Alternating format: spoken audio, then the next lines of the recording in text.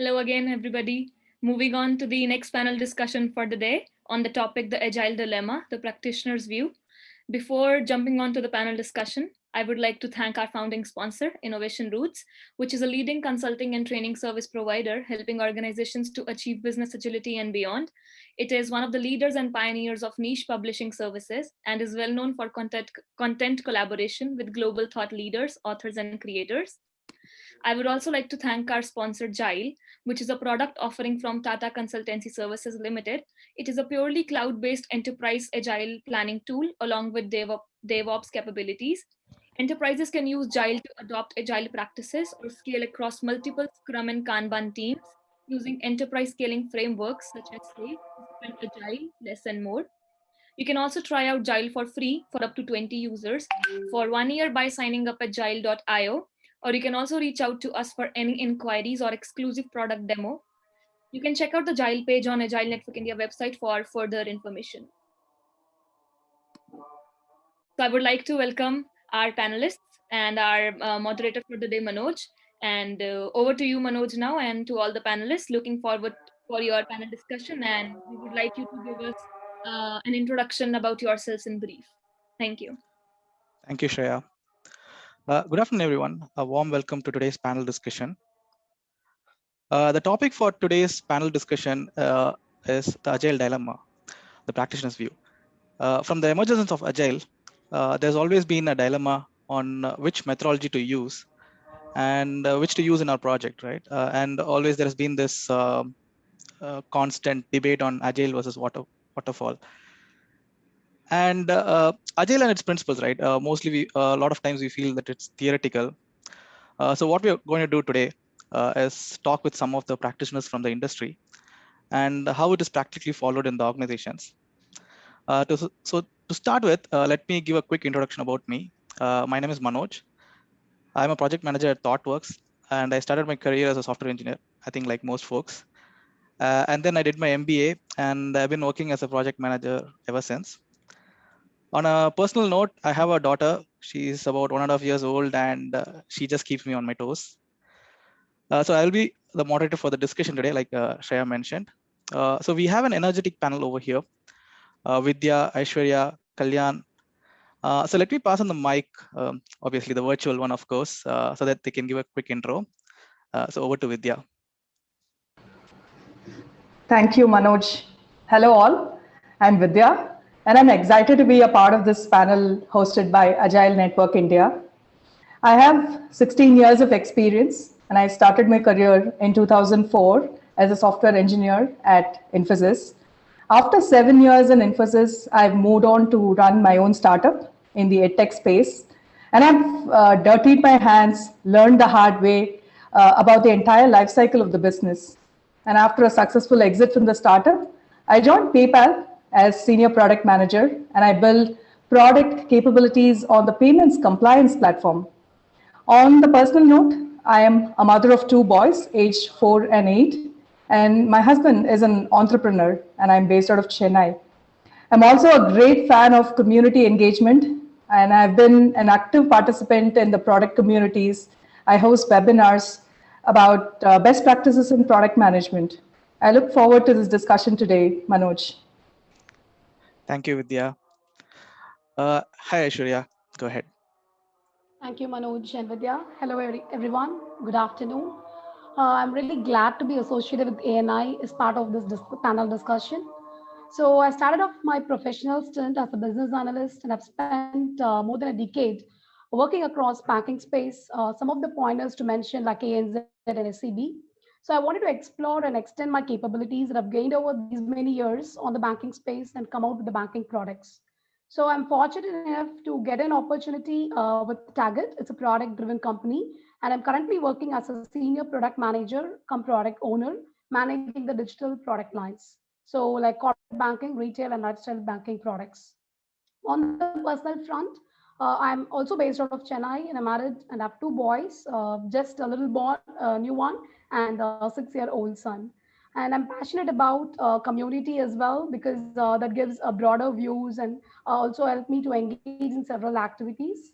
I'm a co-member of WIP Chennai, Women in Product Chennai chapter, and also an active member in SheVolve community, which is a community to uplift the aspiring women professionals. So thanks again for the opportunity. I'm really looking forward to the discussion. Manoj. Thanks, Aishwarya. Over to you, Kalyan. Hey, hello everyone. I'm really delighted, to be part of this panel discussion hosted by ANI along with Vidya and Aishwarya. Uh, I've been in the software development industry for about 16 years. Started off my career in the telecom domain with Verizon, and in the last decade or so, I've been working primarily in the telematics and construction domains during my time at Trimble.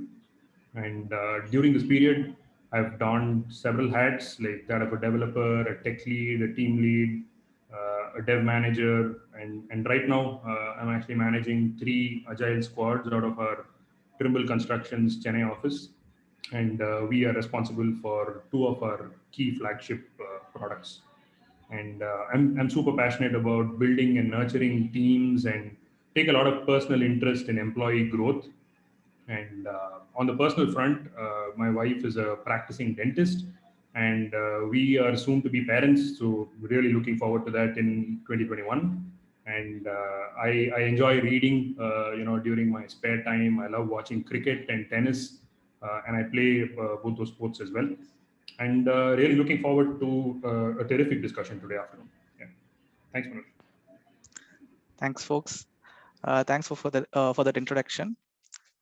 So let's start the discussion. So what we'll do is I'll quickly brief about the structure we'll go about. So we'll have 3 sections or broad areas of questions for the first 40 minutes. And then what we'll do is the remaining time we'll spend on taking questions from the audience, and then the panelists can showcase their views. Audiences are encouraged to add their questions to the Q&A sections, which is available in the Zoom. I believe in the previous session, people have been doing that already. So the audiences are encouraged to continue doing that. So let's kickstart with the first question. The ever running question in our minds, right? Can Agile coexist with Waterfall? Perhaps we can start with Vidya. Vidya, could you share with us your experience of what has worked for you as a product manager at PayPal? And do you think Waterfall and Agile can coexist? Sure, Manoj.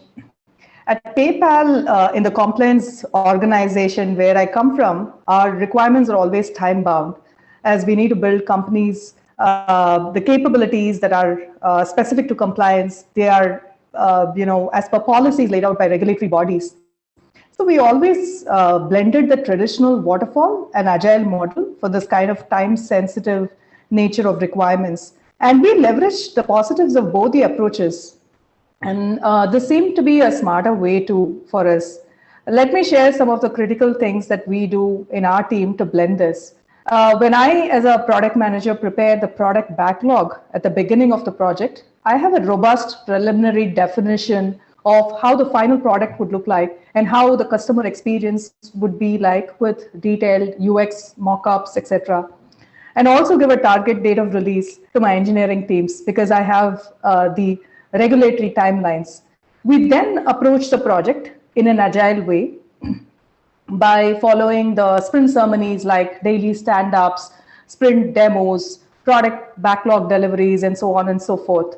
So this agile waterfall hybrid model has helped to plan ahead on the dependency tracking, technical architectural decisions, as the engineers got the overall picture of the requirement with a well-documented requirement in the waterfall way.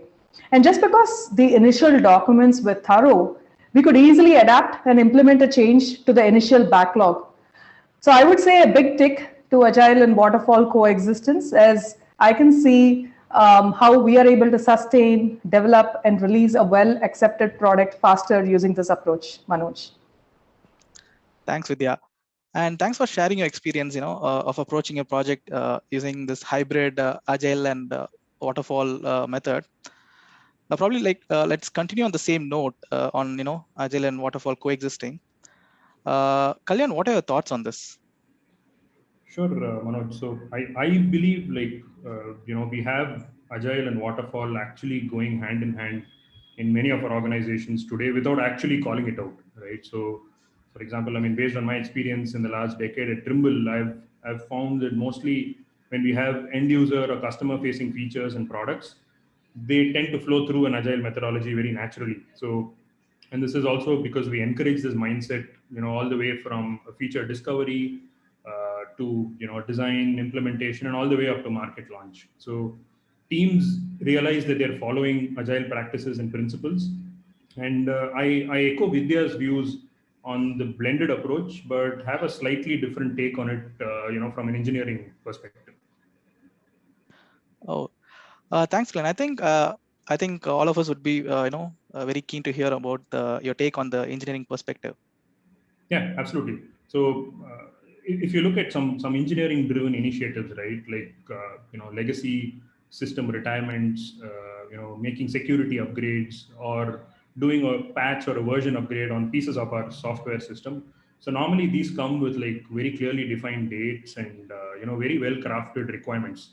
And these initiatives, although they look like waterfall, from the outset, in order to actually reach the end goal, teams need to find a way to incrementally go about it. And so normally this happens through testing out these upgrades in different environments, validating them, and eventually rolling it out to production in a very iterative manner most of the time, and does not usually happen in a very sequential fashion. So to conclude, I firmly believe that many of our teams are already using agile for either it be product driven or engineering driven initiatives. Okay, thanks, Glenn. It was actually interesting to hear Kalyan build upon the blended approach that Vidya mentioned, and then he shared the perspectives from his experiences across the product and the engineering streams. So let's move to Aishwarya.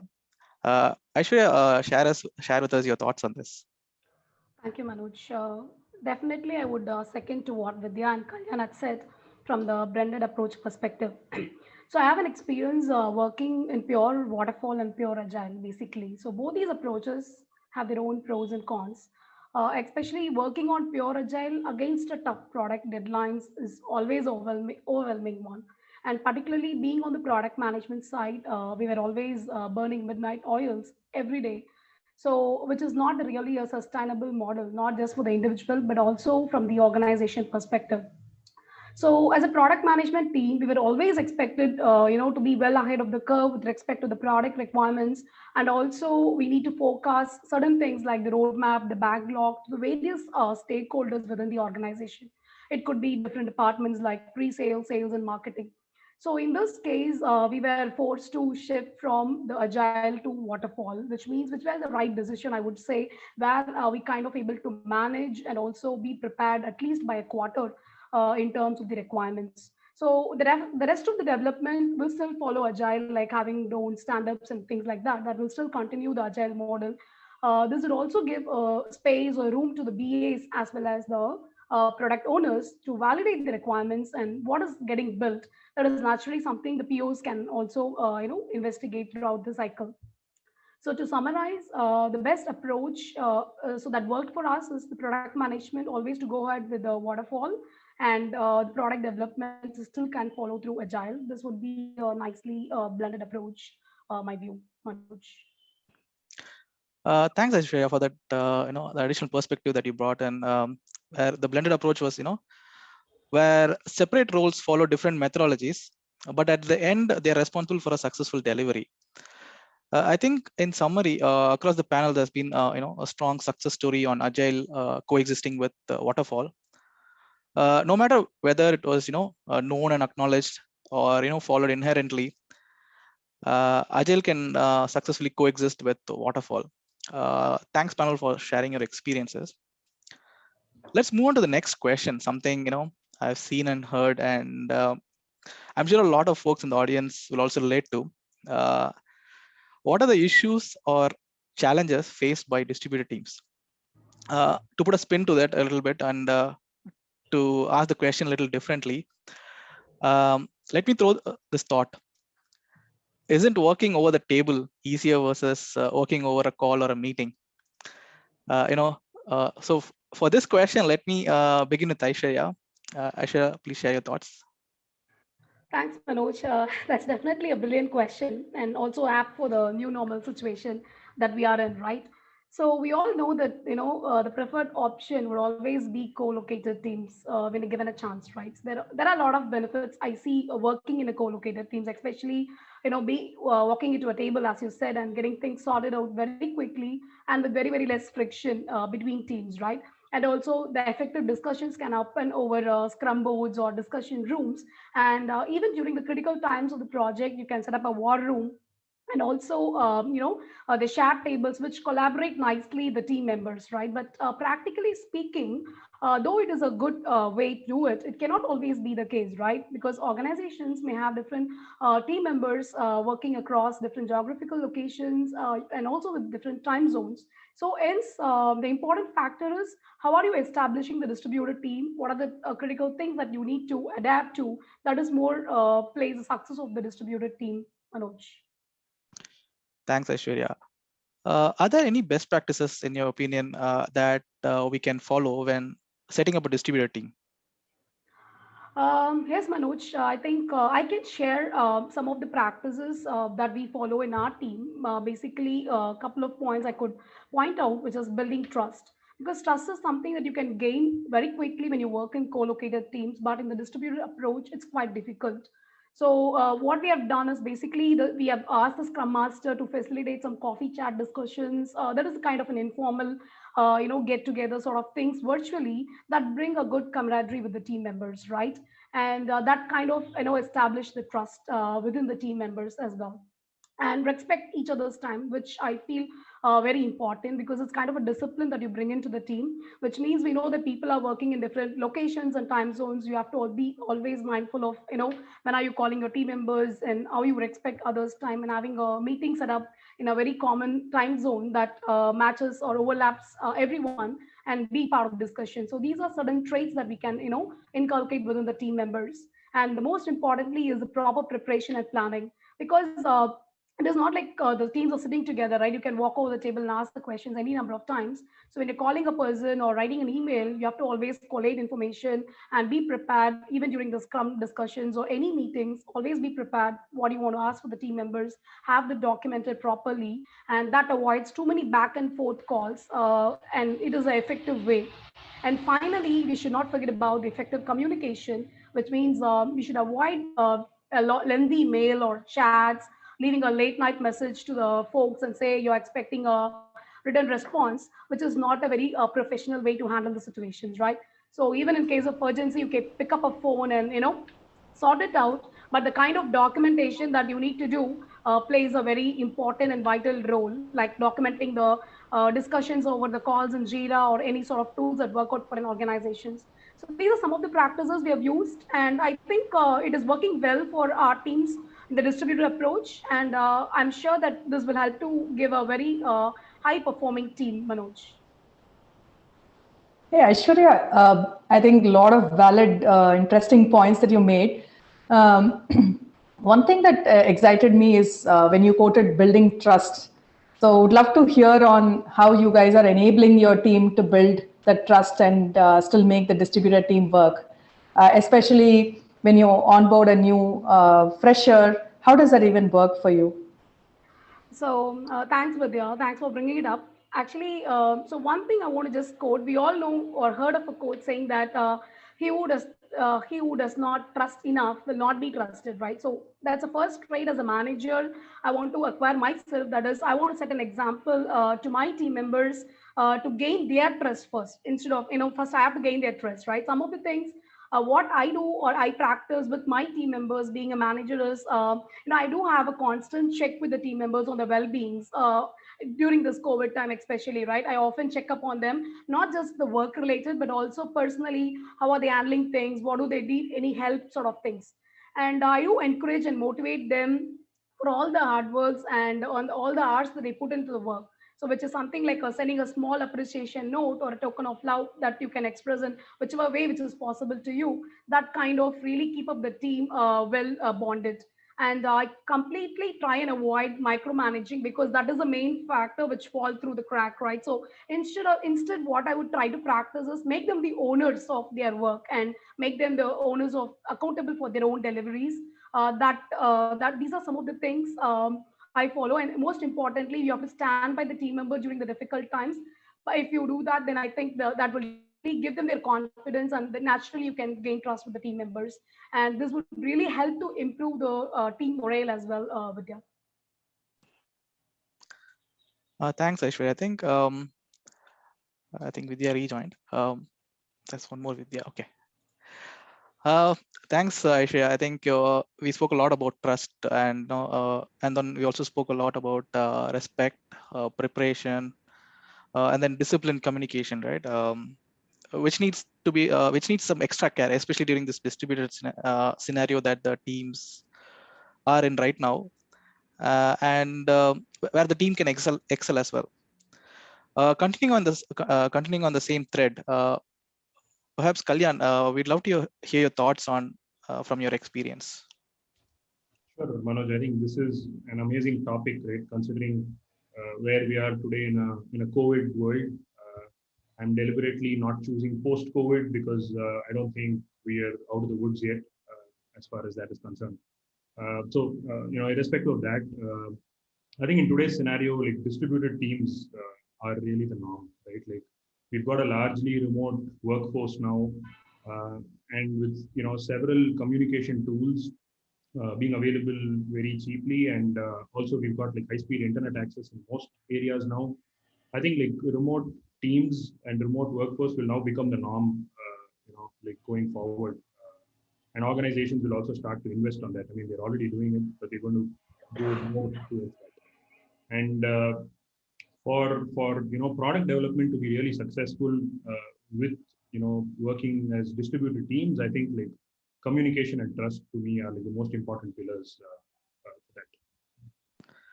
Kalyan, could you elaborate on that communication and trust? I think you mentioned towards the very end, right? Could you elaborate on that? Sure, Manoj. So I think if I have to look back at some my experience in Trimble, we've had teams where members were distributed between like Chennai, Hyderabad, and Denver, Colorado. So although like initially we found it really overwhelming for myself, the product manager, and even the team members as we juggle time zones, I think what we realized is very quickly the team started leveraging the power of these instant communication tools like Google Hangouts or chat or Slack, and this really made life a whole lot easier for us as a team. So the team members were very responsive and also maintained like incredible levels of accountability, and this not only enhanced communication further but also created a very strong culture of mutual respect for each other. And when that happens, like members also acknowledge the challenges that other people face when they work across time zones, and they'll make those subtle adjustments to make sure it's not always one person who is staying up late or waking up early. So with that kind of a culture in the team, it ensured the burden is not always on one region or one person.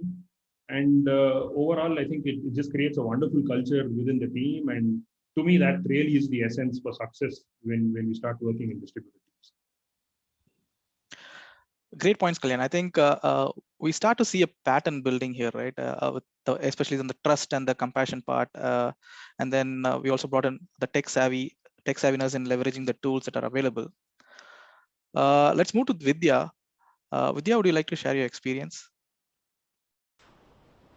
Sure, I think Aishwarya and Kalyan have pretty much covered all the valid points, and especially they were talking a lot about the emotional part of it, the trust, which is a key, right?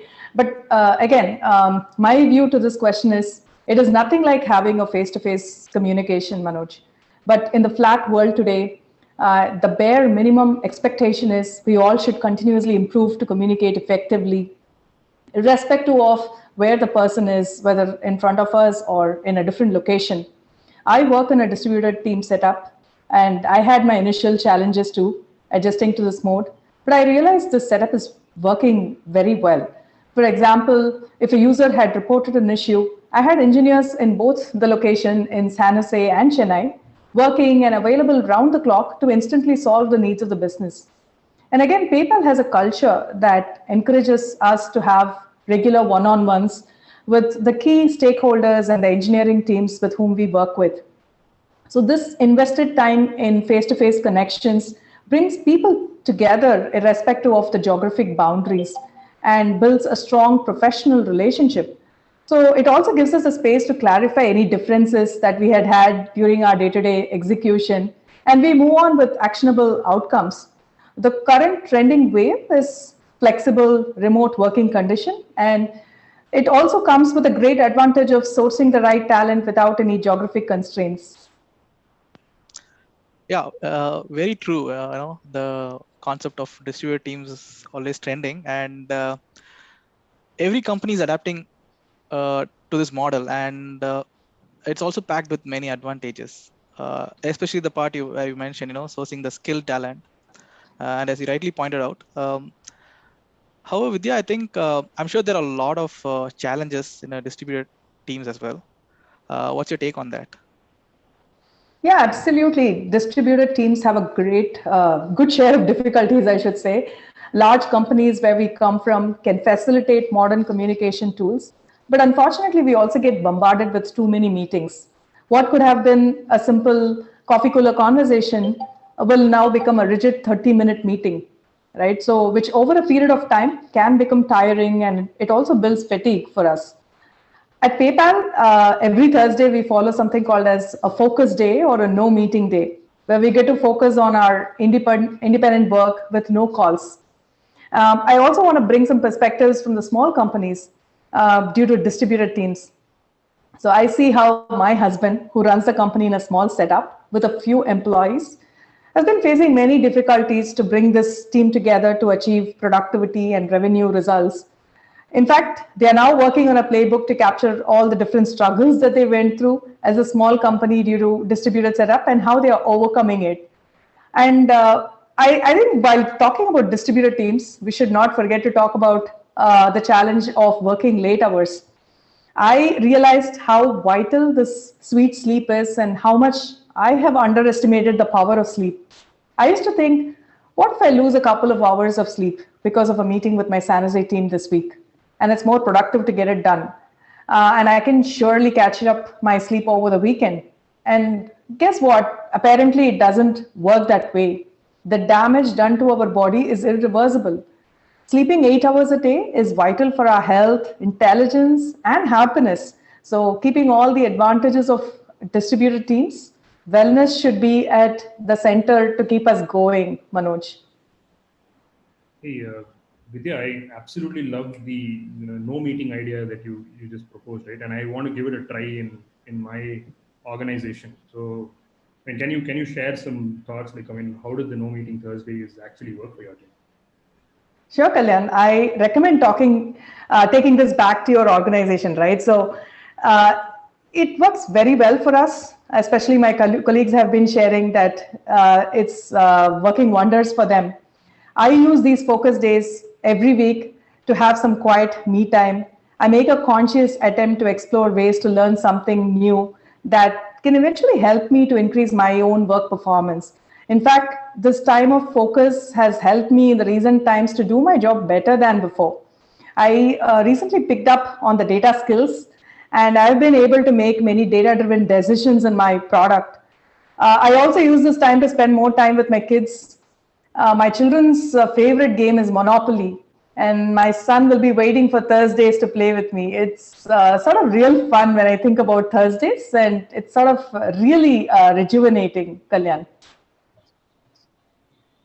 +1 to Kalyan's point, and thanks to Vidya for bringing. And I think even I will be taking that back to my organization. And thanks, Vidya, for sharing your experience especially on the wellness part, right? And I think in summary, we touched upon discipline, trust, compassion, wellness, leveraging the tools that are available. I think this conveys the mindset we have to approach a distributed setup with, right? And it also provides answers for addressing the challenges we face in a distributed setup, at least the common ones, right? All right. So let's move to the last question that I have. I want the panel to dissect this. Does Agile have to run the same in an organization? I'll start with Kalyan for this question. Kalyan, let us know your thoughts on this. Absolutely, Manoj. So, to me, right, like as long as we follow like the core, tenets and philosophies of Agile, and everyone on our team, buys into it, I feel we can actually have our own flavors of Agile in terms of execution. So there are, of course, practical considerations, right? Like, Scrum works well for a few teams, Kanban may be the preferred approach for a few others, but it's important to, recognize and understand why a choice is being made, and if all members on the team actually feel there is a value proposition in choosing to execute Agile in a particular way. So, with my division in Trimble, for example, right, like we have 3 teams, set up across Chennai, UK, and New Zealand who've gone with the Kanban approach, whereas we have 3 other teams in Chennai and UK who've opted for a Scrum model. So, within a division itself, it's already like a 50-50, between which models we've chosen. And it's very important to have that flexibility and an open dialogue about the pros and cons of each approach. And teams in general should be willing to take risks, experiment a bit, and switch between models as well to see what works best for them over a long period of time, and look to create some best practices around it for the organizations to follow on it. So, I would say like as long as we deliver value to our users incrementally, it shouldn't really matter like what approach teams can pick. And one should always be on the lookout for what's happening in the industry as well to see if we can pick up some good habits along the way. But at the core of it, we should all have fun running Agile in our organization. That's really important. So just that you talked about fun element, I'm very curious to check, like, Agile can introduce fatigue as well, right, over a period. So what are your thoughts, on how the teams can sustain the fun elements in Agile? Definitely, Shurya. So, there are quite a few options. Teams can, try out like an innovation sprint. Right now the norm is like you run 2 week sprints, and then you can give it like 6 weeks and have like an innovation week slotted in between. That just gives the team a little bit of a downtime and headspace to reflect on, where have we been going, refactor, do some adjustments, and focus on things like that. Another option is to encourage team member movements, once a quarter or maybe like once in 6 months or something like that. Not wholesale, but maybe 1 or 2 people moving across teams. I think that sort of retains the freshness element as each person brings in that new experience and perspective into the team. Another idea is hack day. Like why not? Like that is now becoming really popular, right? Like hack days for exploring new thoughts and ideas. And I firmly believe that we should encourage teams not to sort of sprint all the time and get burned out, but instead stay focused on the long haul or the marathon, as I like to call it, right? I think that requires creating this fun environment with a little bit of breathing space every now and then for us to be like really successful. Well said, Kalyan. Yeah, thank you. Thanks, Kalyan. I think we spent a minute or two on that fun part, and I think it was really useful. And definitely, I did take a lot of takeaways, and I hope the audience will as well. And thanks to Aishwarya for bringing that question in as well. Thanks so much. And Kalyan mentioned that each team can run with a different approach based on the necessity and the value that is being delivered. So now probably I'll move to Vidya. Vidya, you worked in both large and smaller organizations. Do you see Agile, being run the same in both organizations? Yeah, so we can theoretically apply all the Agile principles, but running Agile could vary from organization to organization, right? Depending on various factors like the nature of teams, their functional expertise, availability of resources, and overall organization's expectations, vision, etc. So if I have to compare, in PayPal, all my requirements will cut across many functional teams, Manoj. We need to coordinate with multiple product owners and different Agile teams which will come with their functional expertise, and we need to align to their roadmap. So based on these requirements, very nature at PayPal, we have defined an org-wide agile setup that has worked for us. And if I had to look back in my previous organization in a startup, where we were all very small team and we had to be very self-sustaining and take care of end-to-end workflows ourselves. So the agile setup and release schedules were defined suiting to the small setup organization. I would say at the end of the day, all the processes that are defined should dance to the tunes of the business success, right? So that's how I look at this, Manoj. Thanks, Vidya. And I think just hearing from both Vidya and Kalyan, I think the methodology should suit the team and the overall the business success goals that the organization has, the value that is being delivered. I think we spoke a lot on those areas. So let's bring some industry perspective in this question. So I'll turn to Aishwarya. Since you worked in banks, ANZ and SEB in the past, and now you're in IT industry, I'm very curious to hear your thoughts on this. Sure, Manoj, definitely. So first of all, I should say that the great points have been shared by both Vidya and Kalyan. So to bring my point to the table, so in my prior experience working across the banks, so each banks will have different business units that they have and they operate upon. So different business units can have different methodologies, whether it could be agile or waterfall, and even within agile they could follow different models as well. Because there are very less dependency between the business units deliveries, I would say. And but company like Target, which is a product driven company, we have different product lines, but we have an overlapping outcomes or deliverables what we are expecting from each other. In this case, having a common alignment, even on the releases or the milestones, are very, very important. So we stick on to a common product releases and milestone dates that help achieve our outcomes. So just to sum up from all these views, though Agile is always all about shared purpose and vision, it can be executed at the convenience of the teams and about the arising business needs. So for the cross-functional teams, what has been worked well for, in my experience, is having a common model is better. For a self-managing Agile teams or a self-managing teams per se, it can have different models or methods that they can execute on their own as long as the business needs are meeting. Manoj. Thanks, Aishwarya, for that summary.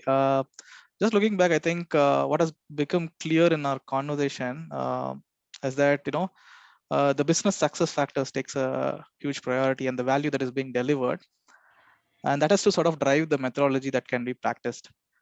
And I think this sort of applies across organizations, and I think it sort of answers our the original question, right? As well as within the organization itself. So I think thank you, panel members, for sharing your experience across these three broad areas and the overall topic as well. I think to summarize the points that have been discussed so far, I'm reminded of this quote. The world is moving so fast these days that the man who says it can't be done is generally interrupted by the person who's doing it. So I think the panel members, did an excellent job of providing insights from their experiences, and I can relate to all the points that they put forward. And I'm sure a lot of folks in our audience will feel the same. Thank you, panel members, for sharing experience. I have learned a lot today, and so I think we come to our, the first part of our section. We'll open the floor for questions, and then we can pick up some of the questions from the Q&A. So we'll go ahead. I'll start looking at the questions that are available. So we have a bunch of questions. So Manoj, I can actually, I noted the question from Swati, right? Like, so challenges faced during COVID and, looking at it from a Scrum Master perspective. So I think, this, the COVID time has been really challenging for so many teams, for so many organizations, and personally as well. I had to go through like a very crazy sort of experience last year, where I was looking to make a move, to a different country, and then all that basically got stalled, and I had to, rebuild here in Chennai again. And during this period, I got the first taste of actually being fully remote from India, managing 2 Scrum teams, and the entire team was sitting in Canada, but I was sitting here in Chennai, working Eastern time zone, working with them. So lots of problems, right? I think those casual conversations that you can have, like a 2-minute conversation at the desk of an employee, or a casual chat over coffee, all that is not possible. You have to basically get everybody onto a meeting, or even if you have to have one-on-one conversations, need to set up a meeting, then join there, and that's how you can actually focus and build on those relationships. So to me, one of the big things that really helped was people actually having their video on at all times whenever they join a conversation. That at least gives you the impression that, hey, I'm actually getting some face time with my people on the team. And also specifically for a Scrum Master, you can look to ease the sort of tension a little bit in the team by having a little bit of casual conversations at the end of the day. So you can do your stand-ups, you can do your sprint ceremonies and all of that, but then towards the end of the day, just get everybody in a room together, a virtual room, and just don't talk about work. Just talk about general things on how their day has been, what their weekend plans are, and things like that. And that'll really ease them up and make them a little more forthcoming when it comes to sharing thoughts and bringing up risks and those kind of things. So those are my thoughts on that, Swati. There is other question from Tribhuvan Kanpal. I guess for a product which was developed using Waterfall, now in maintenance or enhancement phase, is it advisable to start using Agile for new enhancement requirements? Any pros and cons? So I would like to go for this question. So basically, the product got developed, and as you said, it's in maintenance phase. So I would, suggest to go in. My way of looking at it is going in Agile, because it gives a lot of room to prioritize things. As it is in maintenance phase, you might have a new set of requirements, and you may want to prioritize the requirements. So having a nice set of backlogs, and it helps to give a phased delivery. So having a Agile will take a precedence over having a Waterfall in the maintenance approach is what my take on this. Hope it answers your question. Okay, let me pick up one question from Vijay. I think the question from Vijay is, in case of hardware products like mobile phones or physical products like dress collections in a retail store, which are inherently waterfall in nature, do you have any suggestions of bringing some of the Agile principles and practices? Vijay, I have not worked in a retail kind of setup, but a great question, but I want to give it a try. Just by, being from the front face as a user. So the business world today is moving towards another dimension with business agility at its core, which we are all aware of, right? And whatever we are talking about Agile is not industry specific at all. I think I'm a regular user of Amazon, like most of us do. They're also one of the top online retailers selling different types of products, like the same mobile phones and dress products that you're saying. For all the success that we have seen for a retail store and how it has also, transformed into how it is today in an e-commerce space, and it's also well accepted by the market. And with COVID situation, it has like drastically improved as well. So the transition of retail into today, retail is also becoming more of an online space by itself. And I'm sure for all of these changes that it has gone through, the major transitions that it had gone through, they would have faced all the waterfall challenges, and they would have realized at the time around 2014 time, where digital transformation is important. And one of the core Agile principles, like our highest priority, is to satisfy the customer needs through early and continuous delivery by a valuable software. I'm sure that principle would have been their core, and the retail industry has been doing many changes to their processes and getting the Agile systems in place, getting all the products to our doorstep. There is continuous innovation that is happening today, wouldn't have been possible without the Agile setup. So they've already been transitioned from waterfall to this kind of model, is how I look at it from, from the user perspective, Vijay. Yeah, I mean, awesome answer, right? I had a little bit of a perspective to add on that as well. Like, like one of my cousins is actually, works like in actual retail. Like he's with Titan Eye, and he manages the, at least about 3 or 4 stores in Chennai for their eyewear. And what I've seen him do is actually he has these end of the day, meetings with all of the store personnel, getting feedback on how the day went, and what sort of customers did they meet, what were their asks, and all that, right? And he gathers that, and then goes back to the drawing board to, with his team to come up with like new ideas for promotion, or make improvements. All those are actually like fundamentally agile if you really look at it, like feedback, improvement, incremental changes, and even things like launching a marketing campaign. Like if he has to launch it across all stores in Chennai, what they really do is he tries the marketing campaign in one store, uh, like a beta launch, pretty much from our agile principles, tries it out, and if it works well, then they spread the love to like a few more stores, and then that's how they go about it incrementally. So I think great question from Vijay, and I'm able to now correlate like like what he's doing there in the stores, and like what we have been used to in the software world as well, right? So I think we can, yeah. I think that's a good sort of industry sharing, learnings, right? It's a good way of that as well. There is Uh, one question from Ajay which I would like to go for it, which is this question is basically one of the highlights of Agile is working software, right? Then lots of documentation.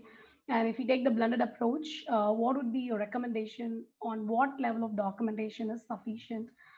Since I've been using this blended approach for quite some time now, I would like to go for it.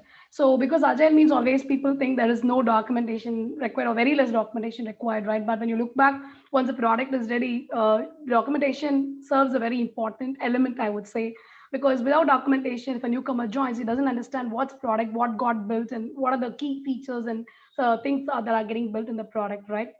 So I would say the minimum set of requirements, not like a waterfall method where we write a big 100 pages or 200 pages FSDs. Here we should have a certain documentation that would help the different stakeholders. Basically, should understand who are the stakeholders who are going to use your documentation, be it a product requirements document, which slightly talks about high level documents, which can be used by different stakeholders like a pre-sales to understand what this product is going to offer.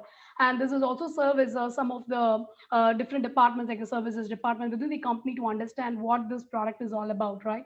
And also from the development perspective, may have written user stories for the development perspective, but you should also bring in some kind of a persona documents. This is very important because who are the personas who are going to consume this product, and because these are minimal sort of documents which are very crisp in nature, but at the same time this will help to understand better. So I would say product requirements document, scenarios document, business scenario guide that would help other stakeholders like the testing team or even the business users to test the product. They need to know the basic sort of scenarios to be covered, and the personas document. So these are the minimum sort of documents apart from your validation guides that would help to come up with the user manual sort of things. So these are my recommendations or the level of documentation that is required even for a blended approach or agile approach, I would say.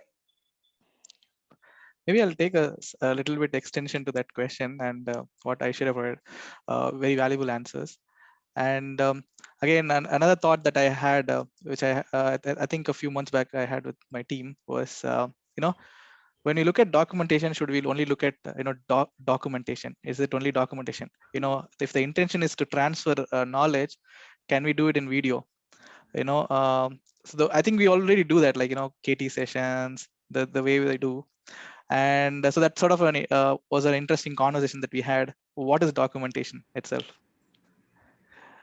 So yeah, I think definitely this is like an excellent question, something that you can even think outside the box with the current situation, right? How asynchronously we can learn what is there in the product itself. and through code as Exactly. well, Manoj. I mean, like as software teams are actually writing code, you do documentation on code. That should be like more than enough. And somebody else looks at it, they're just able to like read through the code, and understand what's happening. Yep. I think we have just a minute. I think we're almost on time, but probably we'll end the session with a quick note. Probably we can hang around and answer questions offline. But thank you so much. I think thanks for the questions, wonderful questions from everyone, and thanks for the panelists for taking the time to answer. And this has been an engaging discussion. To get to know from experience across Kalyan, Vidya, Aishwarya, and the industry practices that have worked for them. And thank you for taking the time today and sharing your experiences. And I can, from the questions, I can see there was a lot of the panel discussion. The audience found it really useful, and they have a lot of questions in mind. Again, the intention of all these sessions is to encourage questions, encourage thoughts, and then sharing of our knowledge. We will sign off from this panel, and we can continue to be in this space for the next exciting discussion. Thank you, everyone. Thank you everyone. Thank you Manoj, thank you other panelists as well. Thank you all. I really enjoyed the discussion. Thank you. Thank you, Vidya. Thank you, Aishwarya. Thank you, Manoj, and thank you, Kalyan, for such a wonderful panel discussion. It was indeed very engaging.